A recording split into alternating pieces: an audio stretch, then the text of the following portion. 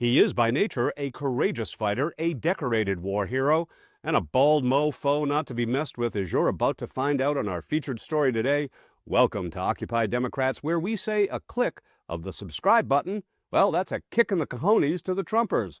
And last night on Rachel Maddow, well, Senator Mark Kelly, he reared back and let Trump have it where it hurts. But, Rachel, I'm not going to be silenced. I'm not going to be intimidated. He doesn't look intimidated to me. As you're about to see, it gets better because Mark Kelly, the Senate's only astronaut, launched a blistering rebuke of the circus of stupidity surrounding this PSA. Well, his badass comments with Rachel, it's on the other side of this. I'm Senator Alyssa Slotkin. Senator Mark Kelly. Representative Chris Deluzio. Congresswoman Maggie Goodlander. Representative Chrissy Houlihan. Congressman Jason Crow. I was a captain in the United States Navy. Former CIA officer. Former Navy. Former paratrooper and Army Ranger. Former intelligence officer. Former Air Force. We want to speak directly to members of the military And the intelligence community. Who take risks each day To keep Americans safe. We know you are under enormous stress and pressure right now. Americans trust their military. But that trust is at risk. This administration is pitting our uniformed military, And intelligence community professionals. against American citizens. like us. You all swore an oath. To protect and defend this Constitution. And right now, the threats to our Constitution aren't just coming from abroad. But from right here at home. Our laws are clear. You can refuse illegal orders. You can refuse illegal orders. You must refuse illegal orders. No one has to carry out orders that violate the law. Or our Constitution. We know this is hard. And that it's a difficult time to be a public servant. But whether you're serving in the CIA, The Army. Our Navy, The Air Force. Your vigilance is critical. and know that we have your back. Because now, more than ever, The American people need you. We need you to stand up for our laws. our Constitution, And who we are as Americans. Don't give up. don't give up. don't give up. Don't give up the ship. How ridiculous is this? Consider that this is what greets you upon arrival at West Point. Our American Code of Military Obedience requires that, should orders and the law ever conflict, our officers must obey the law. Let Occupy Democrats, we think, obey the oath, not the order. And as you are about to see, well, last night on Rachel Maddow, Senator Mark Kelly did the honors by exposing the hypocrisy of Trump and Hegseth's war on legitimate American heroes, despite what sour Caroline had to say.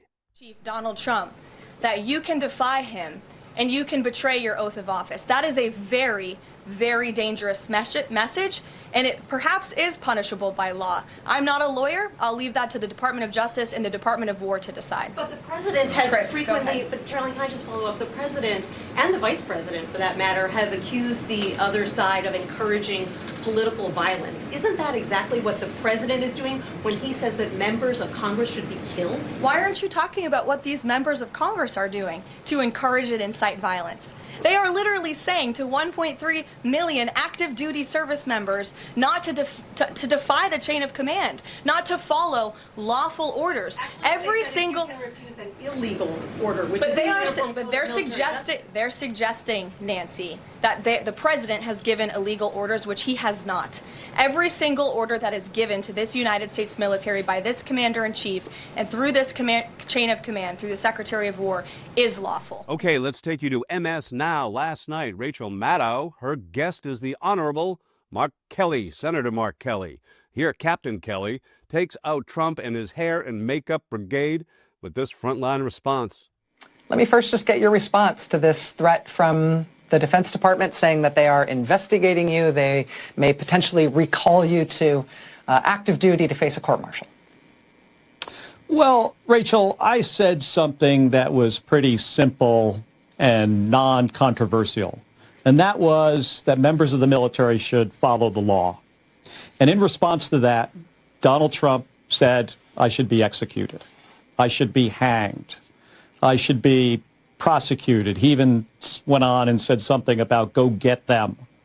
I guess sending a mob to round me and the other folks up. So this is, I think it says a lot more about him than it says about me. He doesn't want accountability.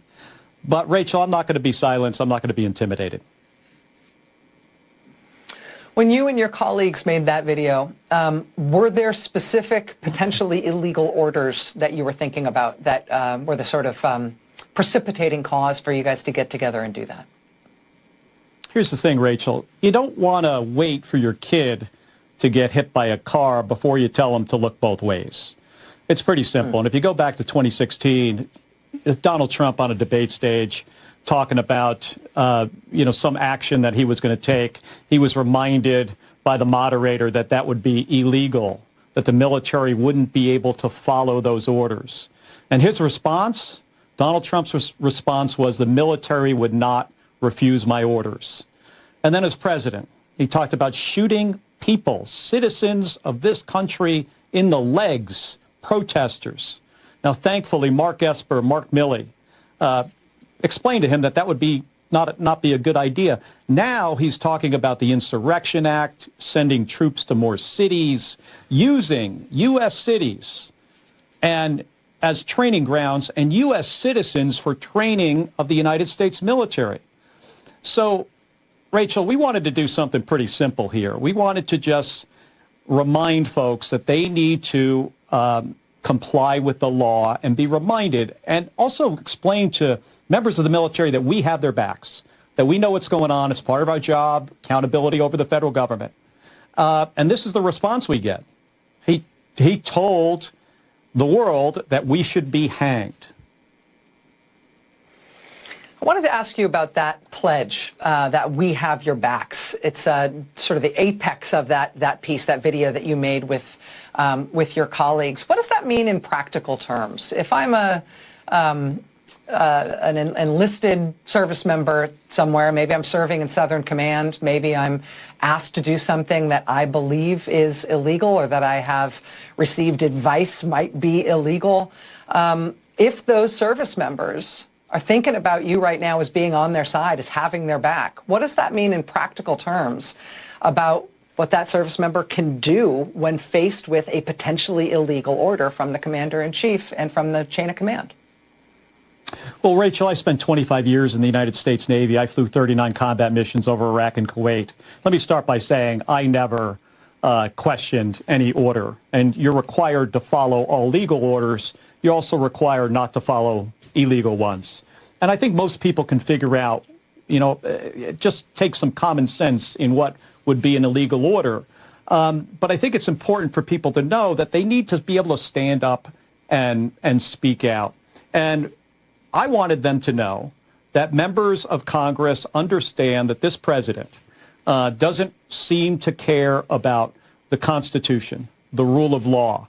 And I have to say, I don't think there's anything more patriotic than standing up for the Constitution. And right here, right now, this week, the president clearly is not doing that. Of the 6 Democratic lawmakers who made these statements, which have so upset the president, he's coming after you. At least he's coming after you first. Do you have any opinion as to why he may have singled you out in this way? I don't know. We would have to ask him that question. Could be him. Could be Pete Hegseth. I don't know. And I would have been really shocked if any other president did this. But when I saw that tweet today, it kind of sort of made sense. I mean, these two guys, they informed me of this in a tweet, because this is not about the law. This is about the media cycle, and it's about intimidation. And it's almost, the whole thing's almost comical. Like, how does reciting the UCMJ, how is that, which is the Uniform Code of Military Justice? We basically repeated the Uniform Code of Military Justice, and they're saying that's in violation of the Uniform Code of Military Justice. It's absurd.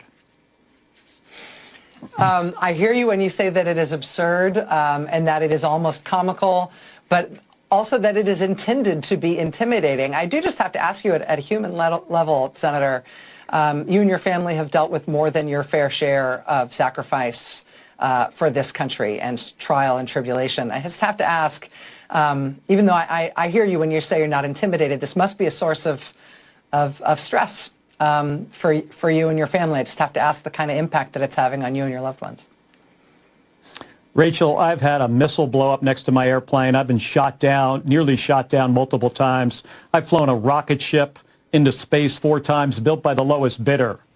And my wife, Gabby Giffords, meeting with her constituents, shot in the head, 6 people killed around her. A horrific thing. She spent 6 months in the hospital. We know what political violence is, and we know what causes it, too.